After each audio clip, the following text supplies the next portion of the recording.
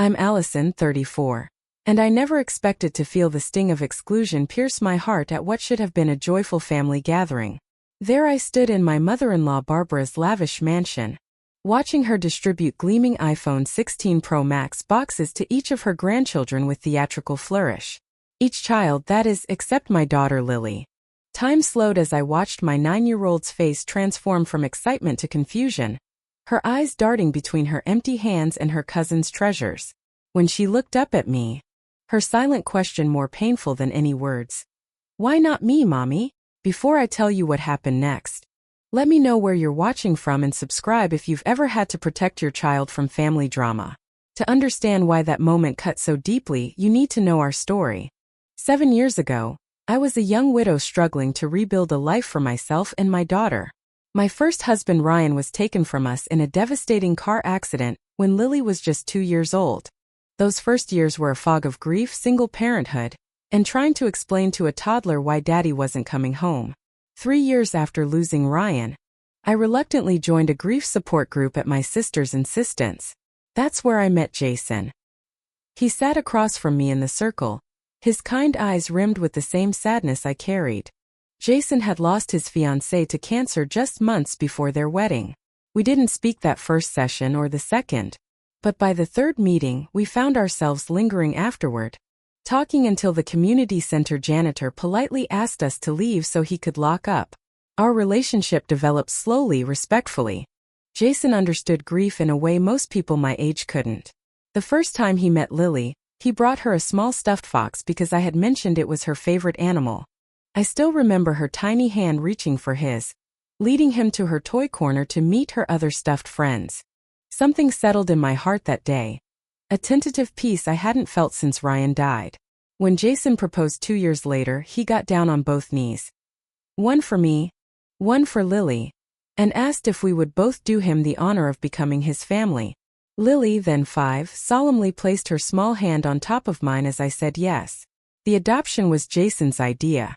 "I want her to know I'm never leaving," he told me the night he brought it up. "I want her to have my name, not because Ryan's memory isn't important, but because I want the world to know she's my daughter too." We finalized the adoption when Lily turned 7, a day filled with courthouse paperwork, celebration cake, and Lily proudly practicing her new signature. My daughter blossomed under Jason's love. She's now 9, creative, empathetic, and wise beyond her years.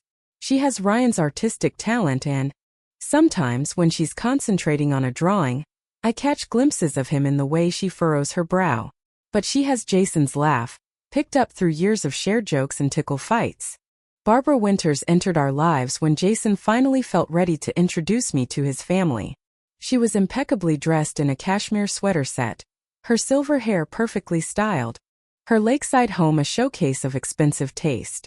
She greeted me warmly enough, though her eyes performed a quick assessment of my modest outfit and single mother status. "Jason has always had a big heart," she said, patting my hand in a way that felt both welcoming and slightly condescending.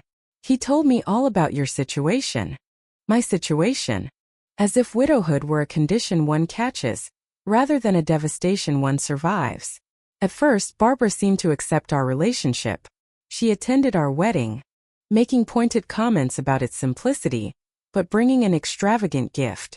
When we announced Jason's plan to adopt Lily, however, something shifted. Her congratulations came with a tight smile that didn't reach her eyes. "Well, that's very noble of you, Jason," she said. "But remember that adoption is different. Not that there's anything wrong with that. Jason has one brother, Michael, who's married to Samantha. They have 3 children, twins Emma and Ethan, who are 12, and Aiden, who's 10. From the beginning, the difference in how Barbara treated these children versus Lily was subtle but unmistakable. At Christmas, Michael's kids received lavish, thoughtfully chosen gifts while Lily received generic department store items with tags still showing the sale price. During summer visits to Barbara's lake house, she took endless photos of the twins and Aiden swimming and boating, while Lily appeared in maybe 1 or 2 group shots. When Michael's children spoke, Barbara leaned in, engaged. When Lily spoke, Barbara often seemed distracted, checking her phone or suddenly remembering something in the kitchen.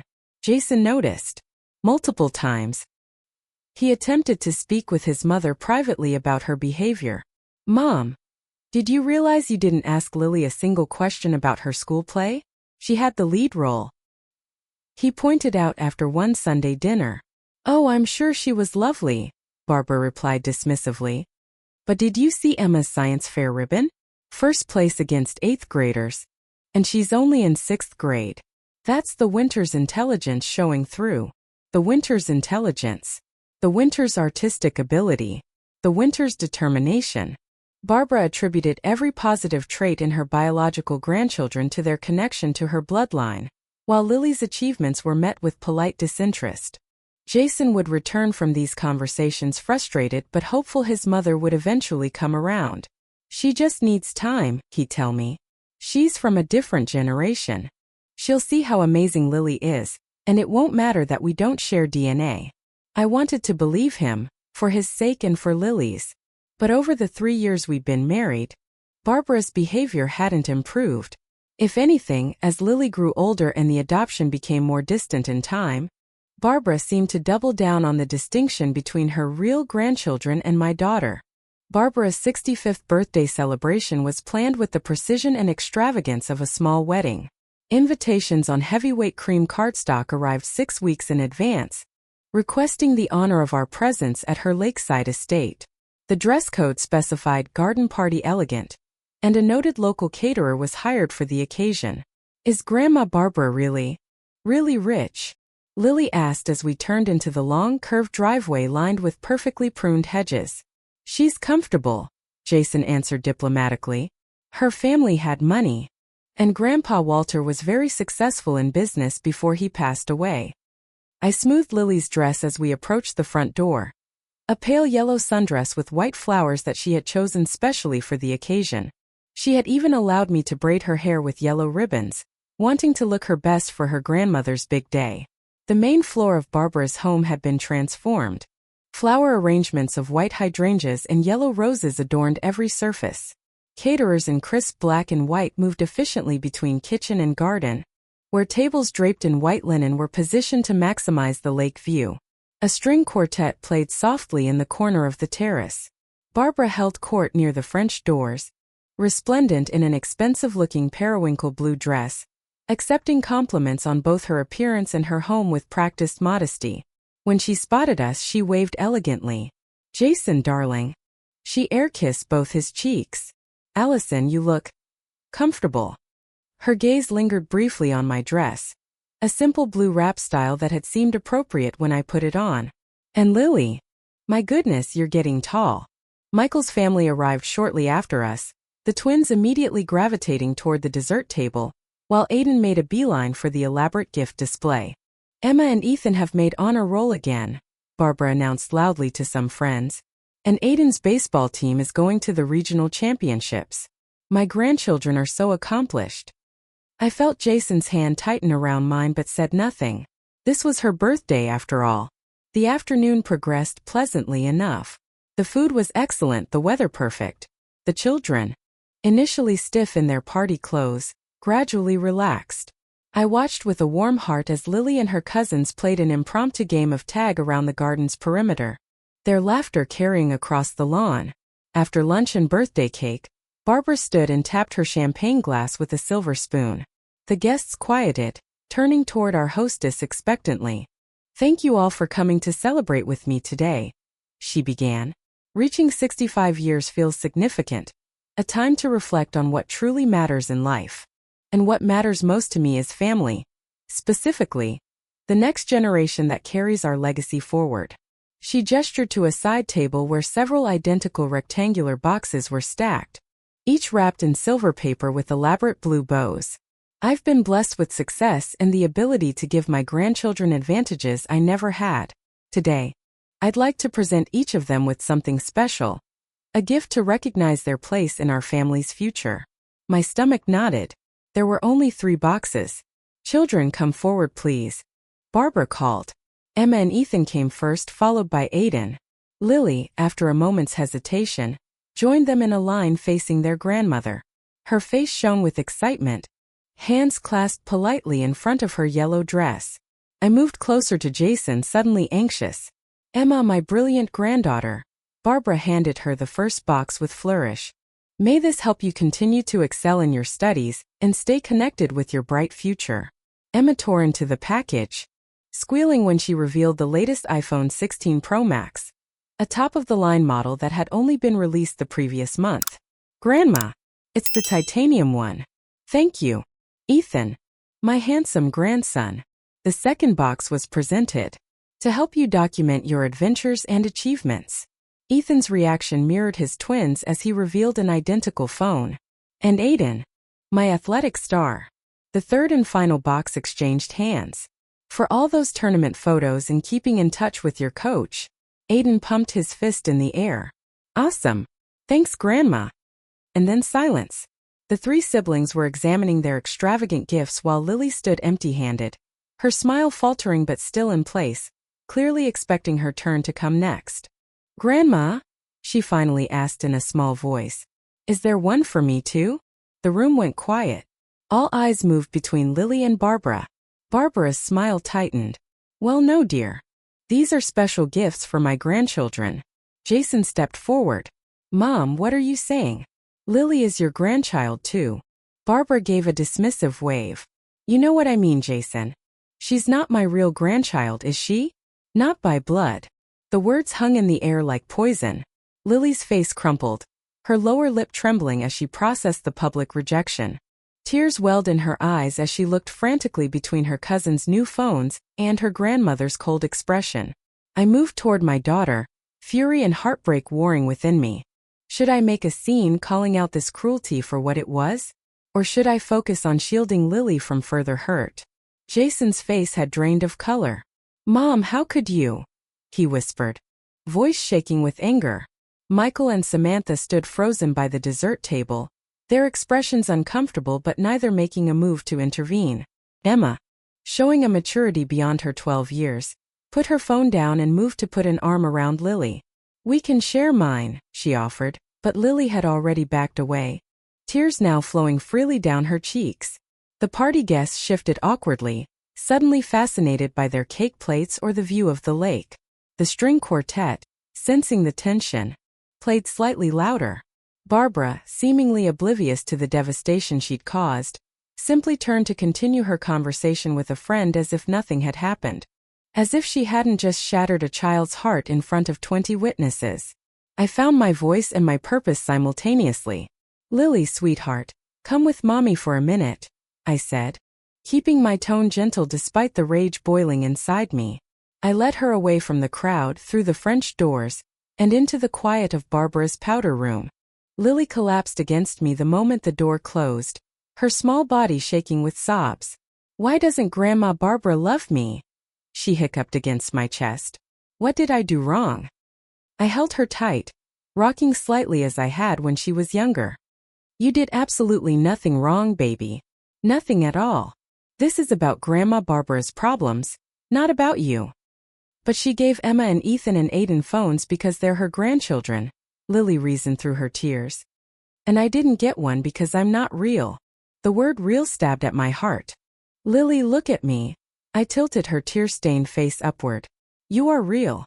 Your family is real. The people who love you, me, Daddy, your cousins, Aunt Samantha and Uncle Michael, we're all your real family. Grandma Barbara is confused about what makes someone family. Is it because my first daddy died? She asked, her voice small. No, sweetheart. It's because Grandma Barbara thinks family only counts if you share blood. If you're born into it. But that's not true. Daddy chose you as his daughter because he loves you so much. And that makes you his real daughter and Barbara's real granddaughter. No matter what she says. Outside the bathroom, I could hear Jason's raised voice. I had never heard him speak to his mother that way.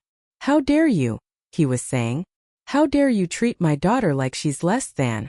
Do you have any idea what you've done? Barbara's response was muffled but sounded defensive. I don't care about your outdated views, Jason continued, his voice moving closer to our hiding place. Blood doesn't make a family. Love makes a family. And if you can't love all of my family equally, you don't deserve to have us in your life at all. I dampened a hand towel and gently wiped Lily's face, trying to give her time to compose herself, while also allowing Jason the space to confront his mother. She doesn't want me, Lily whispered, fresh tears spilling. Some people don't know how to appreciate what's right in front of them, I told her. But that's their loss. Anyone who really knows you knows how special, how smart, how kind you are. And we love you so much it makes up for anyone who doesn't. When we emerged from the bathroom, Jason was waiting for us, his face still flushed with anger but softening immediately when he saw Lily. He knelt down to her level. "Hey Lilipad," he said, using his special nickname for her. "I'm so sorry that happened. Grandma Barbara was completely wrong." "It's okay, Daddy," she said, trying to be brave. "No, it's not okay," he said firmly. And I told her that. What she did was very hurtful and unfair. "What did she say?" I asked quietly. Jason's jaw tightened. "She wouldn't apologize. She said she treats the girl well enough considering the circumstances, and that I'm being too sensitive." He shook his head in disgust. "She actually said she didn't think Lily would notice the difference." The party continued awkwardly around us, a bubble of tension surrounding our small family unit. Michael approached hesitantly. "Listen, Jason, Mom's just old-fashioned. You know how she is about family traditions and bloodlines and all that nonsense. I'm sure she didn't mean to hurt anyone's feelings." Jason stared at his brother incredulously. "Are you seriously defending her right now? Did you not see what just happened to my daughter?" Michael held up his hands defensively. "I'm just saying. She's set in her ways. Maybe don't make a big deal out of it. For family harmony." "Family harmony?" Jason repeated. "Michael, there is no harmony when one child is treated like she doesn't matter." We made our excuses and left shortly afterward, declining offers to take leftover cake, ignoring Barbara's bewildered "You're leaving already?" as we passed. The drive home was nearly silent except for Lily's occasional sniffles from the back seat. "I hate her," Lily finally said as we turned onto our street. Jason and I exchanged concerned glances. Lily rarely expressed negative feelings toward anyone. "It's okay to feel angry," Jason said carefully. "What Grandma did was very hurtful. She made me feel like I don't belong," Lily said, looking out the window. "Like I'm not good enough." I turned in my seat to face her. "You belong with us, Lily. You're more than good enough. You're perfect exactly as you are." Jason pulled into our driveway and turned off the engine. "How about we have our own special celebration tonight? Movie night with popcorn and ice cream?" Lily nodded without enthusiasm, and my heart broke all over again. The sparkle that normally lived in her eyes had dimmed, replaced by a wariness I'd never seen before. That night, after Lily finally fell asleep, Jason and I talked in hushed voices in our bedroom. "I've never been so angry," he said, pacing back and forth. "I always knew my mother could be difficult, judgmental even, but this? To deliberately exclude a child? My child. What do we do now?" I asked. "I don't know," he admitted, sitting heavily on the edge of our bed. "Part of me never wants to see her again. But she's still my mother. And Lily's grandmother, at least technically," I added. "I need to make it clear to her that this behavior is completely unacceptable," Jason said firmly. "If she can't accept Lily fully as her granddaughter, then she can't be part of our lives." I reached for his hand. "Are you prepared for what that might mean? Potentially cutting ties with your mother. If that's what it takes to protect our daughter?" He nodded slowly. "Yes. Lily comes first. Always." As I laid awake that night, I wondered if I had somehow brought this pain into Lily's life by marrying Jason. Had I been selfish in wanting happiness after Ryan died? Should I have anticipated Barbara's rejection? Questions with no answers swirled in my mind until exhaustion finally pulled me under. The days following Barbara's birthday party took on a surreal quality. Jason called his mother repeatedly, each conversation more strained than the last. "She still doesn't get it," he reported after the third call, frustration etched on his face. "She keeps saying she treats Lily very generously for a child who isn't related to her. As if basic kindness is some great favor she's bestowing."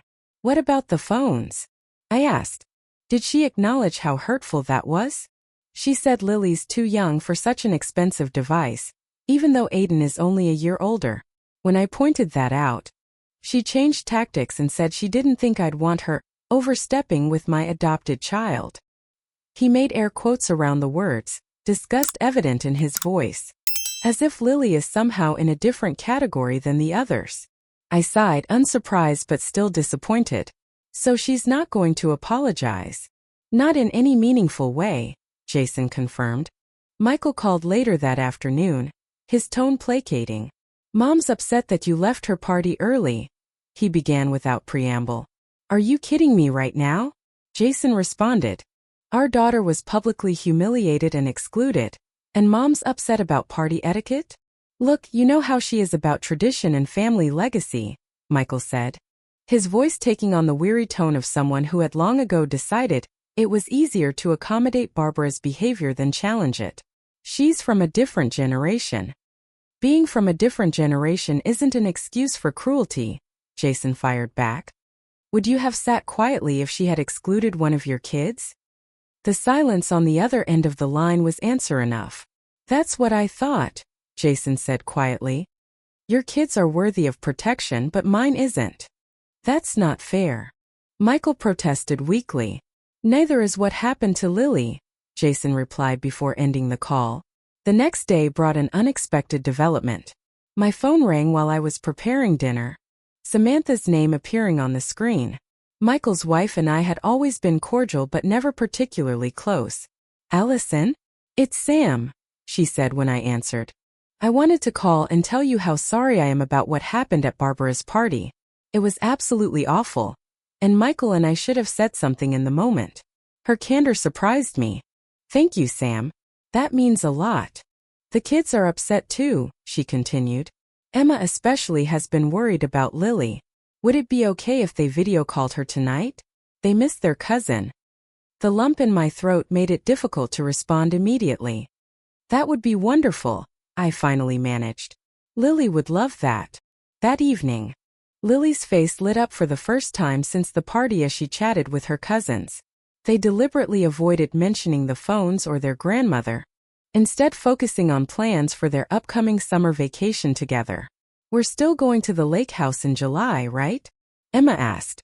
Dad said we might not because of stuff. I don't know. Lily answered honestly. I'm not sure Grandma Barbara wants me there. That's dumb. Ethan chimed in with 12-year-old directness. If you don't go, we don't want to go either. Yeah. Aiden agreed. It's not fun without you. After the call ended, Lily seemed lighter, reassured that her place in her cousin's affections remained secure. They still like me, she said with relief. Of course they do, I assured her. Nothing has changed about how much people love you. 2 days later, Jason's sister Catherine flew in from Portland. Unlike Jason and Michael, limiting her exposure to Barbara's controlling influence to holiday visits and occasional phone calls. I came as soon as I could get a flight, she told us, dropping her bag in our guest room. Michael called and told me what happened. Well, his version anyway. I want to hear yours. Over dinner, we recounted the birthday party incident in detail. Catherine listened intently. Remember when I wanted to hyphenate my last name after I got married? Mom acted like I was betraying the entire family legacy. Or when Michael dated Vanessa Kim in college. Mom made those awful comments about diluting the bloodline, until he broke it off. Jason nodded slowly. I remember. I just thought she was being old-fashioned. It's more than that. And it's not what family should be. Having Catherine's unequivocal support bolstered Jason's resolve. I've been thinking about what to do next, he said. I can't just let this go. Not this time. Nor should you, Catherine agreed. Mom needs to understand there are consequences to her actions. Meanwhile, Lily was showing signs of emotional distress. Her teacher emailed to say she'd been unusually withdrawn at school. She had nightmares 2 nights in a row, waking up crying that she was all alone. The light-hearted child who loved to make up silly songs had been replaced by a quieter, more hesitant version of herself. Jason and I agreed to schedule an appointment with the school counselor, Miss Parker, who had helped Lily through some difficult emotions after the adoption was finalized. Children are remarkably perceptive, Miss Parker told us after meeting with Lily. Even when we try to shield them from adult conflicts, they absorb the emotional undercurrents. Lily has interpreted her grandmother's rejection as evidence that there's something fundamentally wrong with her. But that's not true, I protested. Of course it's not, Miss Parker agreed. But to a 9-year-old trying to make sense of being singled out and excluded, it feels true. She's questioning her place in the family and whether she truly belongs. What can we do? Jason asked, his voice tight with emotion. Be consistent in your love and support. Emphasize that family is defined by love and commitment, not biology. And most importantly, she fixed us with a serious look. Protect her from further rejection while she's healing from this wound. On the drive home, Jason and I made the difficult decision. Until Barbara could demonstrate genuine change and understanding of the harm she'd caused, we needed to limit her access to Lily. It breaks my heart, Jason admitted. I always wanted Lily to have a big, loving extended family. Something I could give her that she lost when Ryan died. Instead, I've exposed her to rejection and pain. You haven't failed her, I said firmly. You're protecting her now, and that's what matters. We're putting her needs first, even though it's hard. We hadn't heard from Barbara for almost a week when her silver Mercedes pulled into our driveway unannounced. Jason and I exchanged glances across the kitchen where we'd been preparing Sunday lunch. I'll talk to her, he said, moving toward the door. No, I placed a hand on his arm. We should do this together. United front. He nodded, squeezing my hand gratefully. Barbara swept into our home with her usual air of entitled confidence, carrying a glossy shopping bag. I thought I'd stop by and clear the air, she announced, not waiting for an invitation. Where's Lily? She's at her friend Zoe's house for a playdate, I answered, grateful for the fortunate timing. Well, I brought her a little something, Barbara said, lifting the bag slightly. A peace offering, you might say.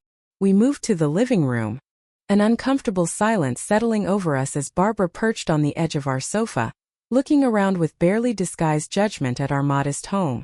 Mom, what are you doing here? Jason finally asked, his voice carefully controlled. I told you I'm clearing the air. This silent treatment has gone on long enough, don't you think? Over such a small misunderstanding. Misunderstanding? I repeated incredulously. Barbara sighed dramatically. Yes, misunderstanding. I didn't realize Lily would be so sensitive about the phones. Children get disappointed all the time. It's part of growing up. This wasn't about disappointment, Jason said firmly. This was about you deliberately excluding her, and then announcing to everyone that she's not your real grandchild. I simply stated a fact, Barbara replied defensively. She isn't biologically related to me. That doesn't mean I don't care about her. Actions speak louder than words, I said, finding my voice. And your actions showed exactly how you feel. Barbara's eyes narrowed slightly. I think I've been very generous considering the circumstances. I include her in family gatherings. I give her birthday and Christmas gifts. Lesser gifts. Jason interrupted. Different gifts.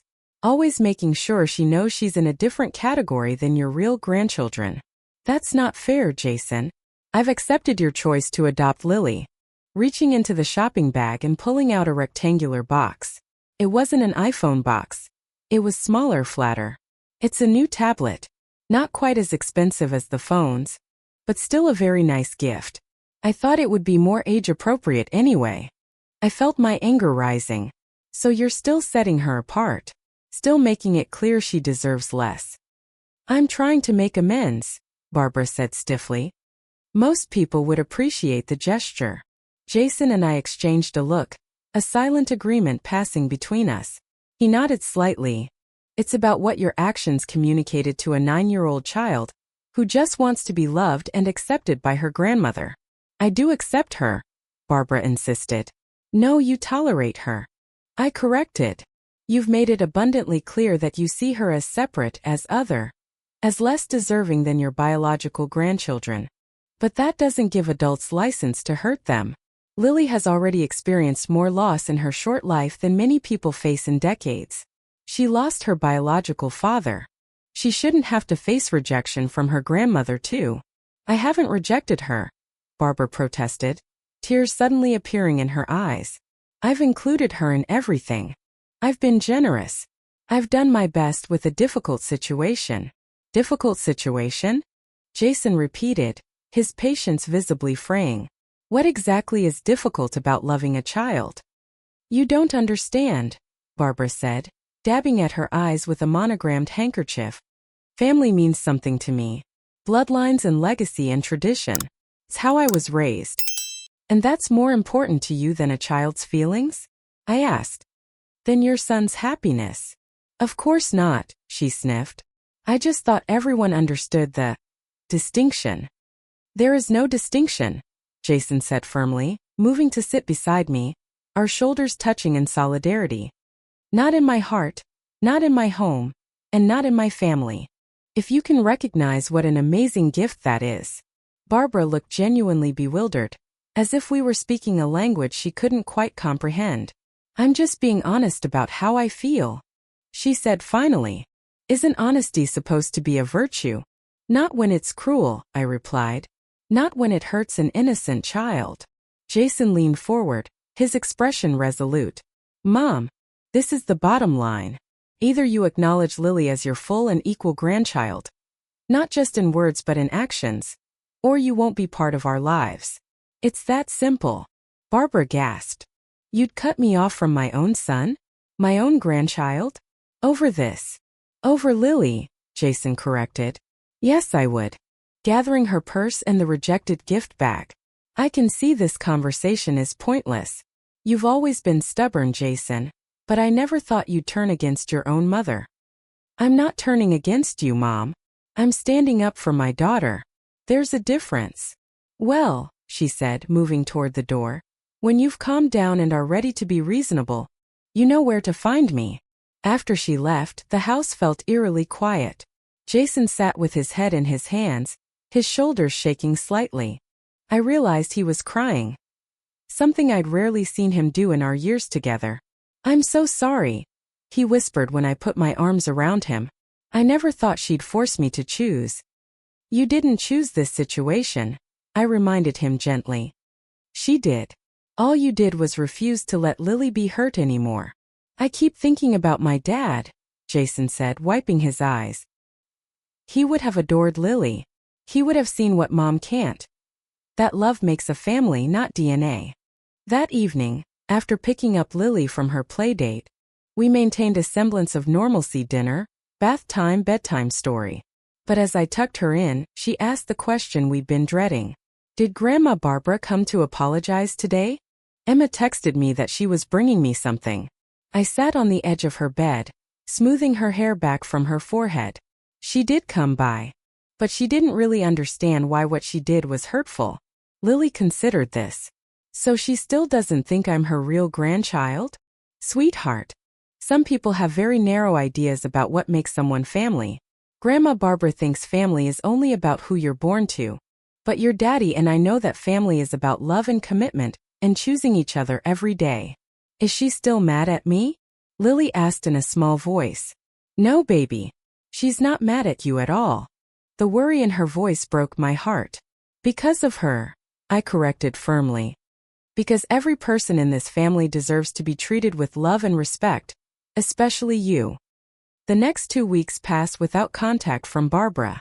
Jason struggled with the silence, conditioned by a lifetime of making peace with his mother to maintain family harmony. But each time he wavered, he'd look at Lily and find his resolve strengthened anew. We decided that professional support would help us navigate this challenging time. Dr. Myers, a family therapist recommended by Lily's school counselor, began seeing the three of us weekly. Family estrangement is painful, she acknowledged in our first session. Lily has been worried about her place in your family since before the adoption, Dr. Myers told us afterward. She's carried a fear that because she isn't Jason's biological child, her position is somehow conditional or temporary. But we've never given her any reason to think that. I protested, heartbroken. Children who experience profound loss at an early age often develop fears of abandonment, Dr. Myers explained gently. Even with all your reassurance, Lily has been quietly waiting for the other shoe to drop. Barbara's rejection confirmed her worst fear. that someone could decide she doesn't fully belong. Jason took this news particularly hard. I thought the adoption would make her feel secure, he said during our next session. I thought it would prove to her that I'm never leaving. The legal adoption was important, Dr. Myers agreed. But emotional security is built day by day, through consistent love and validation. Barbara's behavior created a crack in that foundation, but we can repair it together. We developed strategies for reinforcing Lily's sense of belonging.